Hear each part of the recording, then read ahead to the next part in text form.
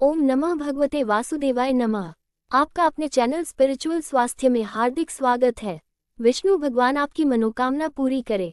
आज की इस वीडियो में बात करेंगे भाद्रपद मास शुक्ल पक्ष एकादशी कथा। वीडियो अगर अच्छी लगे तो लाइक शेयर एवं सब्सक्राइब जरूर करें। तो दोस्तों बढ़ते हैं वीडियो में आगे।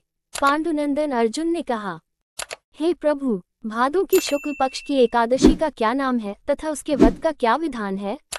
उस एकादशी के उपवास को करने से किस फल की प्राप्ति होती है? हे कृष्ण, कृपा कर ये सब समझाकर कहिए। श्री कृष्ण ने कहा, हे पार्थ, भाद्रपद माह के शुक्ल पक्ष की एकादशी को जयंती एकादशी भी कहते हैं। इस एकादशी की कथा के सुनने मात्र से ही सभी पापों का शमन हो जाता है और मनुष्य स्वर्ग का अधिकारी बन जाता है। इस जयंती एकादशी की कथा से नीच पापियों का भी उद्धार हो जाता है। यदि कोई धर्मप्रायण मनुष्य एकादशी के दिन मेरा पूजन करता है तो मैं उसको संसार की पूजा का फल देता हूँ। जो मनुष्य मेरी पूजा करता है उसे मेरे लोक की प्राप्ति होती है, इसमें तनिक भी संदेह नहीं।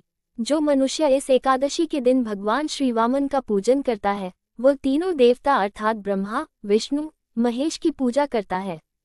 हे पार्थ, जो मनुष्य इस एकादशी का उपवास करते हैं उन्हें इस संसार में कुछ भी करना शेष नहीं रहता।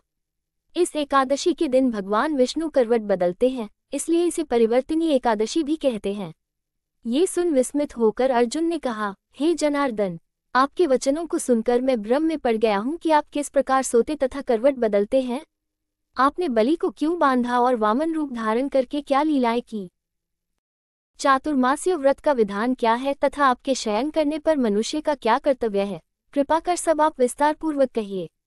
भगवान श्री कृष्ण ने कहा, हे कुंती पुत्र अर्जुन, अब तुम समस्त पापों का शमन करने वाली इस कथा का ध्यानपूर्वक श्रवण करो। त्रेतायुग में बलि नाम का एक असुर था। वो अत्यंत भक्त, दानी, सत्यवादी तथा ब्राह्मणों की सेवा करने वाला था। वो सदा यज्ञ, तप आदि किया करता था। अपनी ऐसी भक्ति के प्रभाव से वह स्वर्ग में देवेंद्र के स्थान पर राज्य करने लगा। देवराज इंद्र तथा अन्य देवता इस बात को सहन नहीं कर सके और भगवान श्रीहरि के पास जाकर प्रार्थना करने लगे। अंत में मैंने वामन रूप धारण किया और तेजस्वी ब्राह्मण बालक के रूप में राजा बलि पर विजय प्राप्त की। ये सुनकर अर्जुन ने कहा, हे लीलापति, आपने वामन रूप धारण करके उस बलि को किस प्रकार जीता? कृपा कर ये सब विस्तार पूर्वक बताइए।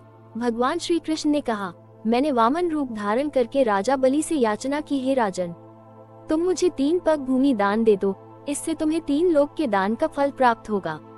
राजा बलि ने इस छोटी सी याचना को स्वीकार कर लिया और भूमि देने को तैयार हो गया। जब उसने मुझे वचन दे दिया तब मैंने अपना आकार बढ़ाया और भूलोक में पैर, भुवन लोक में जंघा, स्वर्गलोक में कमर, महलोक में पेट, जनलोक में हृदय, तपलोक में कंठ और सत्यलोक में मुख रखकर अपने शीर्ष को ऊंचा उठा लिया। उस समय सूर्य, नक्षत्र, इंद्र तथा अन्य देवता मेरी स्तुति करने लगे। तब मैंने राजा बलि से पूछा कि हे राजन, अब मैं तीसरा पग कहाँ रखूं? इतना सुनकर राजा बलि ने अपना शीर्ष नीचे कर लिया। बलि, मैं सदैव तुम्हारे साथ रहूंगा। भादों के शुक्ल पक्ष की परिवर्तिनी नामक एकादशी के दिन मेरी एक प्रतिमा राजा बलि के पास रहती है और एक क्षीर सागर में शेषनाग पर शयन करती रहती है। इस एकादशी को विष्णु भगवान सोते हुए करवट बदलते हैं। इस दिन त्रिलोकीनाथ श्री विष्णु भगवान की पूजा की जाती है। इसमें चावल और दही सहित चांदी का दान दिया जाता है। इस दिन रात्रि को जागरण करना चाहिए। बलि, मैं सदैव तुम्हारे साथ रहूंगा।